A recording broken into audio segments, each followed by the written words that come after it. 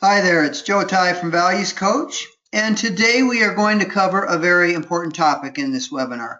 We're going to talk about why you should conduct a regular culture assessment survey and how to do it. And we've got three specific topics we're going to cover today. One is I will share with you 3 reasons why you should routinely conduct a formal assessment of your culture. Second, I'm going to share with you 2 of the tools that we at Values Coach have to help you do that. One is a personal and individual tool, and the other is collective tool for the entire organization or a part of the organization. And I'm going to share with you one real-world story, and we'll look at some of the lessons of how you can actually make optimal use of culture assessment surveys in your organization. But let's start with this. The humorist, the 19th century humorist Josh Billings said, "The trouble ain't what people don't know, it's what they do know that just ain't so." This is something we see all the time. We'll talk to executives and they tell us, "Oh yeah, our culture is really great. We don't need to do a survey." And then we do a survey and we find out that what they thought they knew just ain't so. And it is so important to take off the rose-colored glasses, be objective, and really assess the level of excellence in your culture. Research at the University of Iowa Public Health Department shows that the higher you are on the organization chart, the rosier the glasses with which you assess your culture. And that is something, if you're going to be objective, if you're going to be honest with yourself, you have to take off the rose-colored glasses, you have to ask the question, and you have to openly and honestly listen for the answers. So let's look at the 3 reasons why you should periodically, routinely conduct a culture assessment survey. Reason number 1, it will give you important insights into how your people perceive the workplace environment. It's not enough just to assume that you know. Ask people, what do you see when you look at our workplace? You might be pleasantly surprised. We've seen that happen. On the other hand, you might be shocked at how negatively your people perceive the workplace that you provide them. Reason number 2, it will help you document the need for action to foster a more positive culture. One of the tools that we use at Values Coach is the Pickle Pledge. It's a very simple promise that says, I will turn every complaint into either a blessing or a constructive suggestion. And we will challenge an organization to take the Pickle Challenge for charity and say, if you raise a certain amount of money in 1 week in quarters, so for example, $1,000 in a week, 4,000 quarters, by catching yourselves at least 4,000 times bitching, moaning, whining, and complaining, donate that $1,000, those 4,000 quarters, to an appropriate charity such as an employee relief fund, then we at Values Coach will match the donation and we'll double the amount. And it's so funny when I give this challenge, I see people in the audience saying, 4,000 times in 1 week? No way we could do that. Well, if I've done a culture assessment survey and assessed the level of toxic emotional negativity, then I am in a position to say something like this. Hey, I've seen your culture survey. You guys could do this in about 6 hours. That always gets a laugh, but it always gives people a different perspective on doing the survey. Reason number 3, it will give you a baseline against which to evaluate future progress. How can you know if what you're doing is working if you're not doing a periodic assessment? How can you know if you're having an impact on what people think if you don't ask them? And I'll tell you this, one of the most important lessons we have learned at Values Coach over the years is that culture does not change unless and until people change. Because culture is really the collective attitudes, behaviors, and habits of the people who work there. And if you don't ask people what their perceptions are, how can you know if they have changed? Now, a culture assessment survey is not the same. It's related, but it is not the same as an employee engagement survey. For the most part, employee engagement surveys are asking people about their own engagement. Do you have a best friend at work? Do you feel like your skills are being properly used? Do you have a good relationship with your direct supervisor? Those questions are important, and they do help you gauge the level of engagement of your people in the organization and with their work. A culture assessment survey is different, though. It is asking people not about their own engagement. It is asking them to look out around the organization and to assess what they perceive as the culture, what they perceive as the emotional climate in their workplace. And one key point, you hear this term a lot, survey fatigue. Oh, we don't want to give our people too many surveys. They'll get survey fatigue. And the truth is, there is no such thing as survey fatigue. People do not get survey fatigue. People are fatigued only by surveys that are never acted upon. And so I want to share with you 2 culture assessment survey tools that we have at Values Coach. We make available to you. And the first is a quick assessment for an individual. And you can do this as one person, just do a quick check of what you think your culture is. Or if you have a room full of people, say at a leadership retreat, you can have everybody do it and then add up all the numbers and come up with an average. This is a quick assessment of how your organization rates on the 8 essential characteristics of a culture of ownership.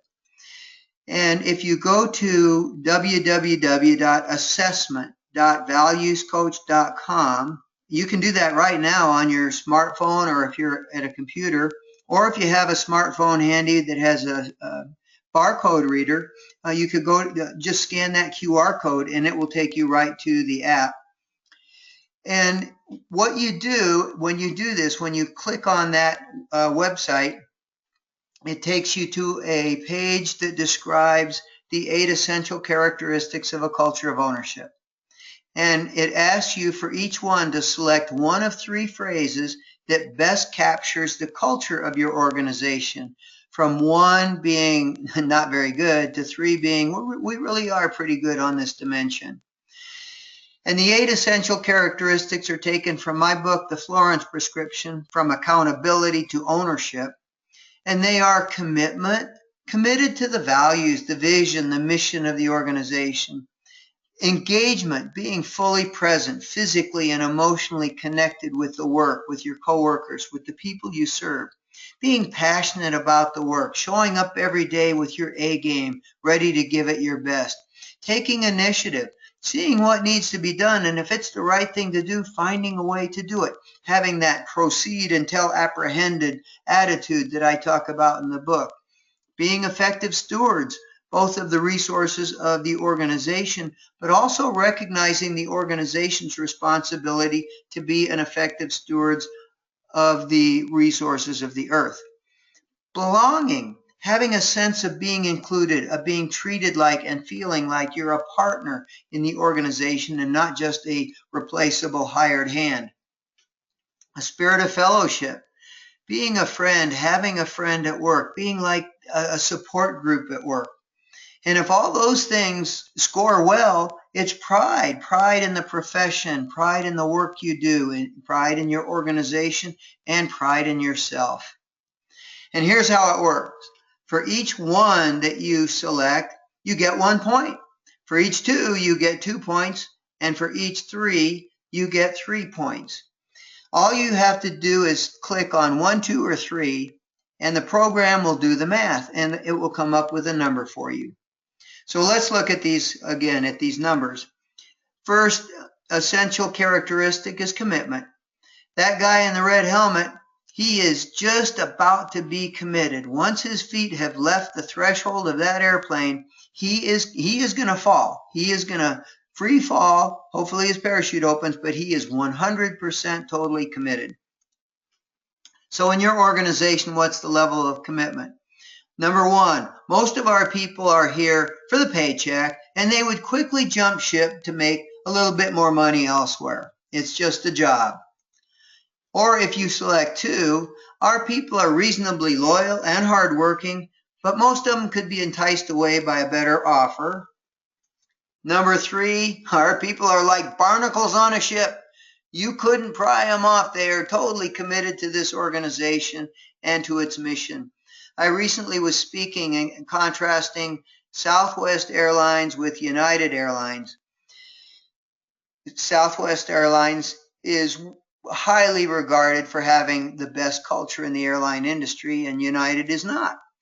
And somebody in the audience jumped up and said that her son-in-law was a pilot for Southwest and repeatedly got offers to fly for Delta, for United, for American, at higher rates of pay, and had absolutely no interest in leaving Southwest Airlines because he loved the culture, he loved the people he worked with, he loved what it meant to be a Southwest Airlines team member. That is a high level of commitment. The second question has to do with engagement. Engagement to me relates to flow. Flow is the experience of being so engaged in your work that you don't care about how much money you're making, you don't care about the passage of time, you're not really concerned about what other people think of you. You are just totally in the flow of creating the most excellent work you can create, the most excellent experience it can be.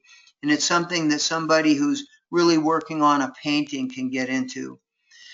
And so number one on this gauge, most of our people, every day is pretty much like the day before. Another day, another dollar, and they're going through the day on autopilot, pretty much the same as yesterday.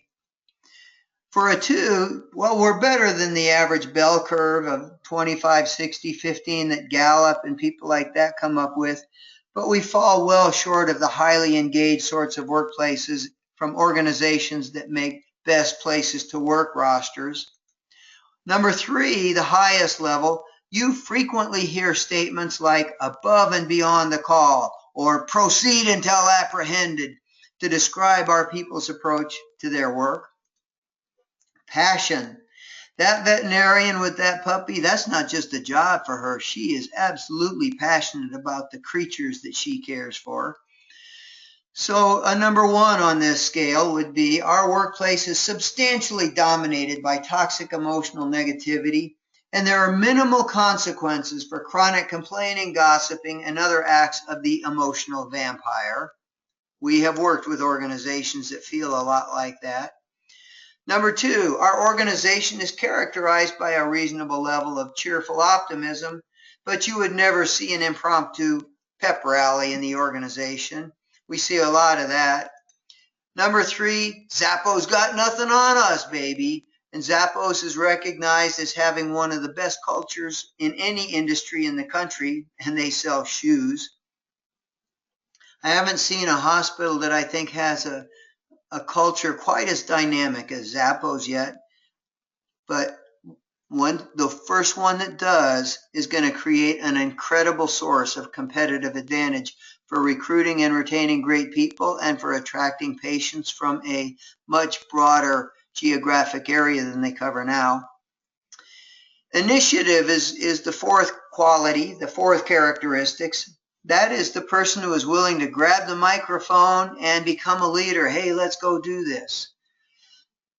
The first question, you might as well talk to a rock as try to get our people to take initiative to do something that they're absolutely not required to do. This is the lowest level. This is sort of the stereotype of the bureaucratic climate where nobody does anything that is not specifically laid out in the job description. Number 2, people are generally willing to take some initiative along well-worn paths, but usually ask for permission before acting, and they're quick to defer to any semblance of authority if it's anything at all outside of the box. And 3, around here it really is better to ask for forgiveness rather than permission, the proceed until apprehended approach to initiative. Question 5, stewardship, taking care of the resources of the organization and recognizing the organization's responsibility for the resources of the earth. Number 1, our productivity is on the low end and our cost per unit is on the high end. We have a few radicals who are trying to push us into recycling, but most of our waste still ends up in the landfill.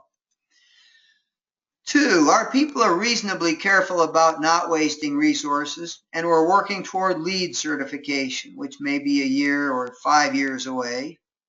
And number 3, we treat organizational resources as if they are our very own, just like we would at home, and we care deeply about the world that we are passing along to our grandchildren. Question 6, belonging. This is the act and the culture and the philosophy of engaging people at all levels of the organization as if they were partners, not just expecting them to do their rote job day to day, but challenging them to be a part, getting them engaged in shared governance, getting them engaged in thinking about how do you create a more positive organization, a more positive culture, treating them like partners and not just like hired hands. And if you respond 1, it is, our people think and act like hired hands and not like partners, because that's how we treat them.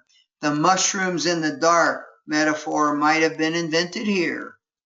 2, we share financial information and other operating details in newsletters and town hall meetings, and if people ask, that's sort of a passive way of sharing information. It's not really educating people about what those numbers mean or how their behavior affects those numbers. It's just sharing with them what the numbers are. And the highest level, members of our leadership team have studied the great game of business, and we take open book management very seriously. Now, you don't have to go through the great game of business itself. There are other ways of getting to open book management, but the highest level of treating people as partners, like they really do belong in the organization, is to have them understand in detail how the finances flow through and out of that organization. Number 7, the 7th characteristic is fellowship. And so we ask, what's the fellowship level in your organization like? At the worst, it reminds us of scorpions trapped in a bottle. And we've seen some workplaces that are just about that toxic. Or 2, for the most part, we treat other people with respect and dignity. We'll have a cake to celebrate somebody's birthday. And last year, we actually did a fundraiser from when one of our colleagues' house burned down. And the 3rd level, think of us as the world's most supportive support group. That's us. Southwest Airlines is like that. Southwest Airlines, they give hugs, not handshakes. And when they talk about love, they really mean it. And they support their people unbelievably. Only airline in America that has never had a layoff. Oh, and not coincidentally, only airline in America that has been profitable quarter after quarter for more than 40 years. And those two things are related together. And then this is the trailing indicator of the first 7, and that is pride. Pride in the workplace, pride in yourself, pride in your profession. At the lowest level, the number 1, if you read a Twitter post blasting our company, chances are it was written by an employee. We've seen some of that too. Number 2, our people generally say nice things about the organization, and they will usually come to its defense in the face of criticism. That's the most common that we see. 3, our people are just as passionate about our organization as they are about their college football team. And when you see that level of pride, you have an incredible and sustainable source of competitive advantage over everybody else. As soon as you have completed the survey, a number will pop up ranging from 8. If you clicked 1 on all 8 questions, that's what you're going to get. That's the lowest you can get. Up to 24. And that's as if you click 3 on all 8 questions, you'll get a 24. And then you will get an assessment of the what your number connotes. What is the impact of that number? If you're 1 to 12, I would say that your organization might already be in what Jim Collins, the guy who wrote Built to Last and Good to Great, what he calls stage 4 decline. That is the irreversible slide into obsolescence, irrelevance, or even organizational death. You have probably lost and continue to lose your best people, while the negative people, the emotional vampires, hang on like barnacles and suck the life out of everybody else around them. And you already have a hard time, and it's getting harder recruiting great talent. And that problem is about to get a whole lot worse, because whether you admit it or not, your organization is circling the drain. And as the baby boomers retire and there are fewer people coming in to fill the positions, you simply are unable to compete. Now, if you are in the range of 13 to 19, sort of the middle, your organization, I would say, is probably holding its own, partly because you benefit from the fact that the economic recession has kept a lot of people, a lot of skilled workers, a lot of nurses and therapists and pharmacists, has kept them from retiring when they wanted to. And they're still working. Part-timers are working full-time. And all that is doing is postponing the day of judgment, when you are going to be at risk trying to recruit great people against organizations that have this sort of a culture, 20 to 24. And there I simply say, congratulations, you already have a pretty positive culture, which is probably why you were so willing to do the survey, because you know you have to keep working on it. But a caveat, just make sure that you are not wearing rose-colored glasses when you interpret this, especially if the only people who complete the survey are managers. And remember, the higher on the totem pole, the rosier the glasses, or members of a team like the Cultural Blueprinting team, because they will tend to look at the organization more positively than everybody else. So, what was your quick assessment of your organizational culture? And I would love to have you send me an email and tell me. I'll respond out later, and we don't have time to go through it with everybody, but I will send you out a response and average them, give you a range.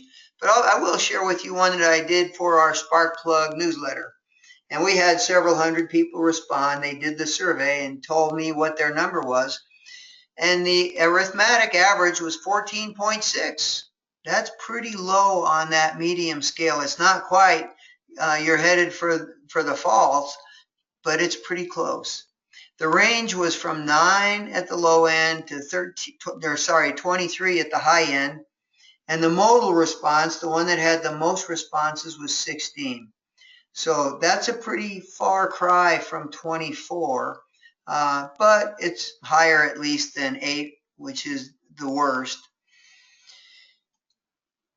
When it helps you identify actions to enhance your culture, when you can identify some themes when you do the survey, when it can spark a dialogue about how we can be better in these 8 dimensions, the survey becomes not just prescriptive, it becomes descriptive as well.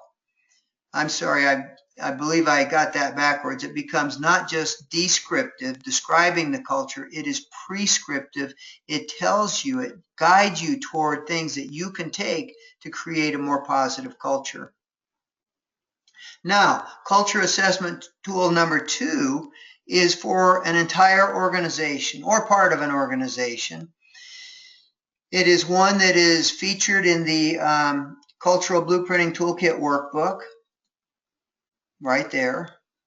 And it is one that is conducted for all employees or a subset, as I said. And the typical subset, if somebody doesn't want to do the whole organization, the typical subset is the management team.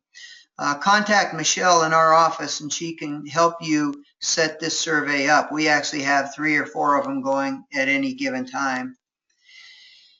And I want to share with you responses to the survey so I can show you how it works from an anonymous values coach client. And for this one, the survey was completed by managers only, not all employees. And the CEO told me that they have a really great culture, and we had a conference call with members of the executive team, and they echoed that. They thought they would do pretty well on this culture. So imagine their surprise when I showed them that they really weren't. And what I do is I'll take the questions, and there are typically 12 questions, sometimes more, sometimes less. Some of the questions are standardized, some of them are tailored to the organization. And I will add up how many people agree or strongly agree with a positive statement about the organization. And I'll say that anybody who says they're unsure really needs to fall into the don't agree category, because it's essentially saying, well, I don't have the courage to say I don't agree, so I'll just be uncertain in the middle.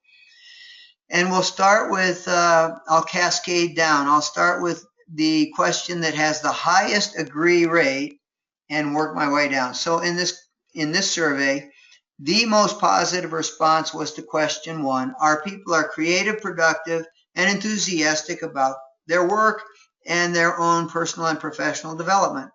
And what you see here is not quite 60% of 76 respondents either agreed or strongly agreed, which means that about 40% did not agree or strongly did not agree. And then we go to the next question.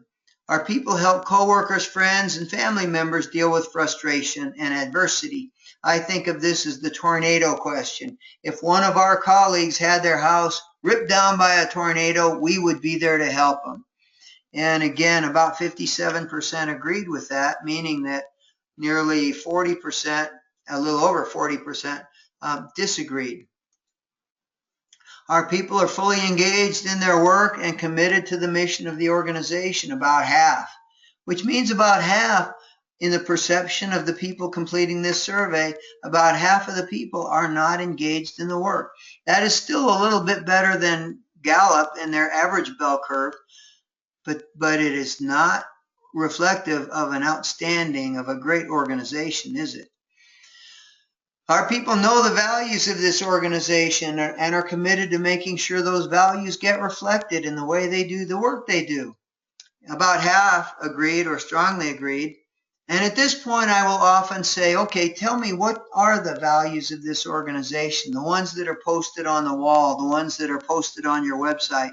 And it's fascinating because in a typical organization, almost nobody is able to say what they are. So what the people who have said, yes, our people know the values, what they really mean is, well, they sort of know what they are at an intuitive level, but if you really caught them on it and asked them to say, what are our values, they would probably not do a very good job on that. And so this is another example of looking at it with rose-colored glasses, giving yourself more of a benefit of a doubt than the question really deserves. Our people assume informal leadership roles by reaching out and team building and motivating others. About 50% agreed or strongly agreed. This is a key question. I feel supported and encouraged by senior leadership. It takes a fair amount of courage for senior leadership to ask this question, but don't you think, if this is the case, if more than half of the people in an organization do not feel like they're supported and encouraged, isn't that something you would want to know? Our people are role models of positive leadership in representing our organization outside in the community. Less than half agree with that. You know, you can spend $100,000 on billboards and radio ads, and all it takes is for one of those 50% who do not agree with this statement to be overheard at the grocery store or at church saying, well, I get my paycheck there, but I'd never let my family go there for care. And it wipes out all the good that's been done with all of that advertising, doesn't it? We have a cohesive and mutually supportive management team. And in this organization, you very clearly have a silo problem as perceived by the people completing the survey. And you know what? When I'm on site at this organization, it is very clear that there is a silo problem. This is a serious concern, isn't it? Because we are in a fast-changing, turbulent environment in the healthcare world today. And in this organization, more than half of the people responding to the survey, and these are managers, by the way, do not think that their people manage change effectively and do not think they are advocates for progress. This one should really be concerning. Our people feel a great sense of pride in being a member of our team. Only 43% agreed or strongly agreed. And again, this is managers. You would guess that it'll be even worse if you get frontline staff to complete the survey, which might be why this organization didn't want to go to frontline staff. I want to point something else out at this point. Look at that distribution. There is no clear modality, modal response rate. And what that says to me is that you can read between the lines and assume this organization does not have a very clear culture. It has lots of mini cultures across the organization, but there is not a clear set of cultural expectations. Otherwise, you would not see that sort of a distribution. Now, this is an especially concerning one. Our managers effectively deal with toxic negative attitudes and behaviors in the workplace. 6 out of 10 people do not agree with that statement. And it is reflected in this next one. Our people reflect positive attitudes and treat others with respect and do not bitch, moan, whine, complain, gossip, and point fingers. The results are about the same. More than 6 out of 10 disagree with that statement. And then we ask, what percent of all paid hours in your organization get wasted on toxic emotional negativity? And just doing a quick sketch of a calculation, I calculate that 70% have said that more than 10% of all paid hours are being wasted on toxic emotional negativity. 20 out of 76 said it's more than 20%. 34 said that it's between 10 and 20%. And to me, that says that at least 70% think that it's 10% or more. When I presented this to the organization, they pretty much concurred that was the number. And from that, we can estimate, if we know what their total salary and wage expenses, we estimate what is the cost. And it is appalling. For a critical access hospital, we will estimate that they are paying people hundreds of thousands of dollars a year to bitch, moan, whine, complain, and gossip. For a large urban medical center, it runs into the tens of millions of dollars per year. And for a big multi-hospital health system, it runs into the hundreds of millions of dollars per year. That is time wasted. And then not only is it wasted, not only are people bitching, moaning, whining, and complaining while they're being paid to work, but those behaviors have a deleterious effect on patient satisfaction, on employee engagement, on productivity, on every other dimension within the hospital. One more thing. In this question, in this survey, there were 912 possibilities for people to strongly agree with a positive statement about their organization. 76 people completed 12 questions. Only 100 times, 8%, did individuals strongly agree with a positive statement about their organization. And the question I asked when I shared it with people is, are you okay with that?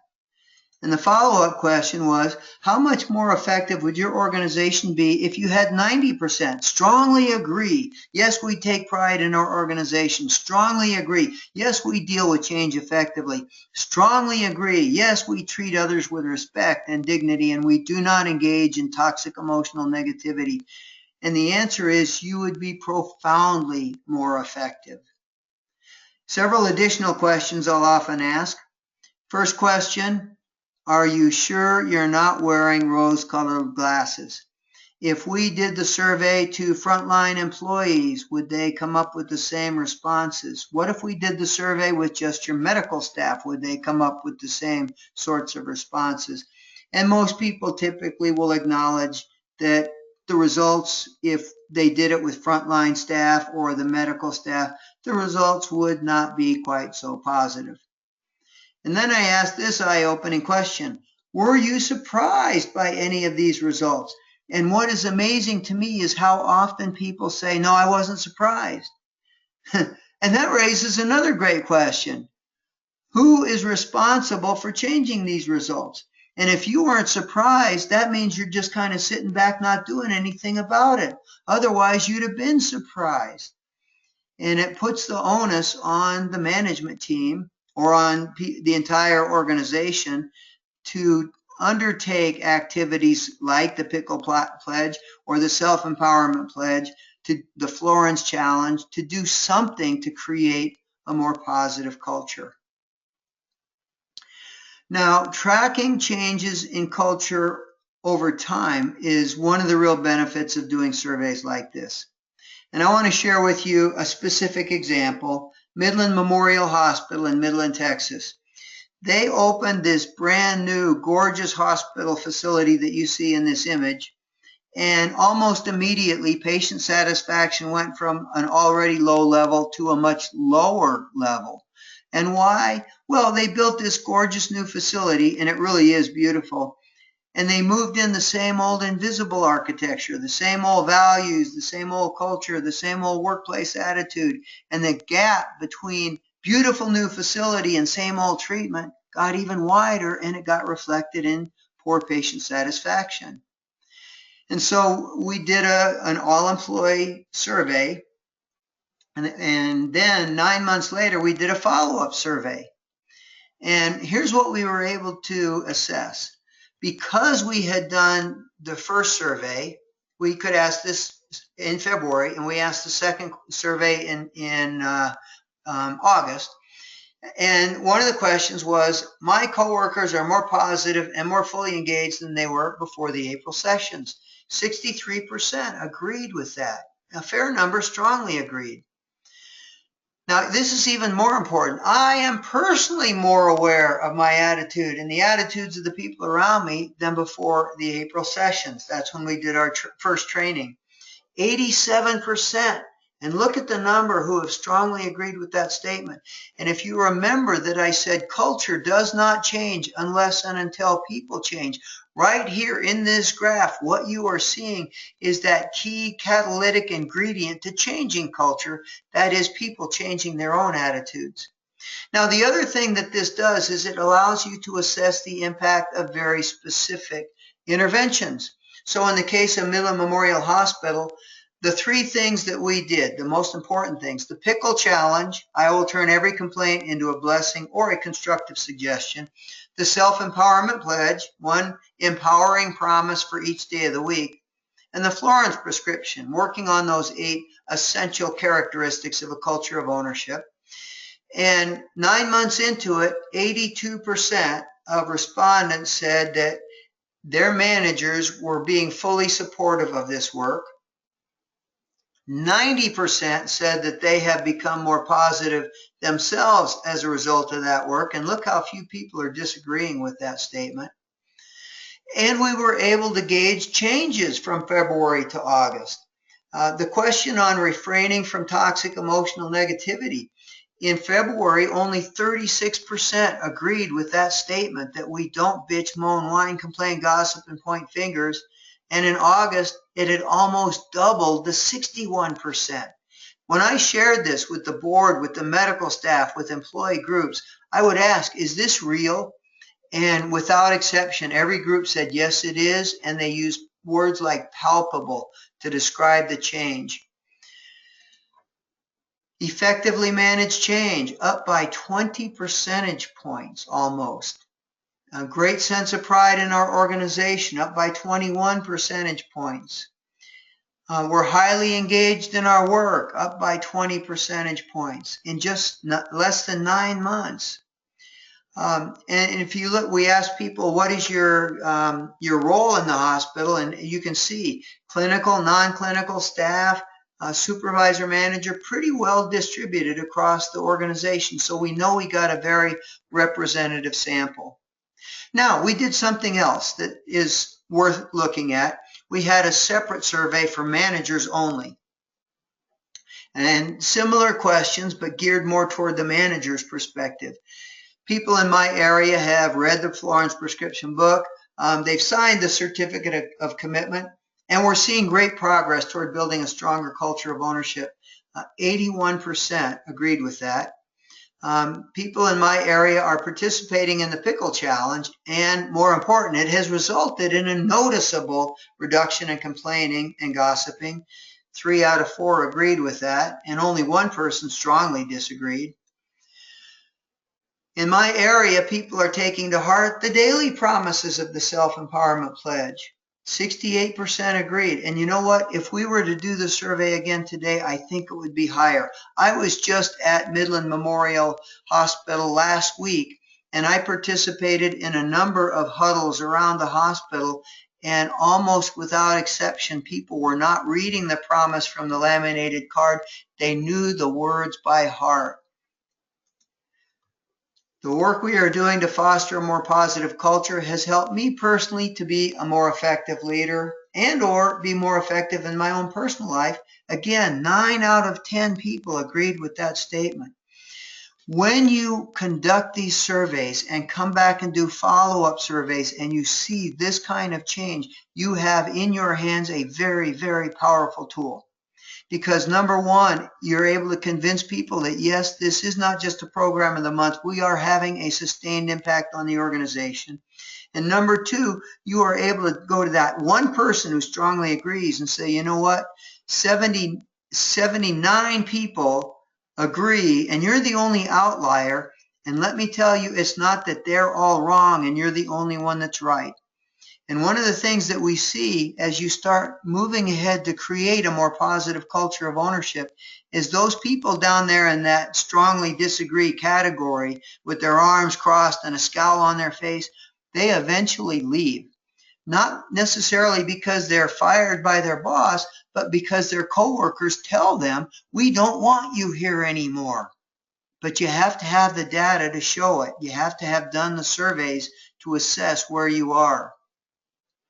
We also asked some open questions, and it was interesting. The 2 questions that the managers had, the 2 concerns they had, things that we see all the time.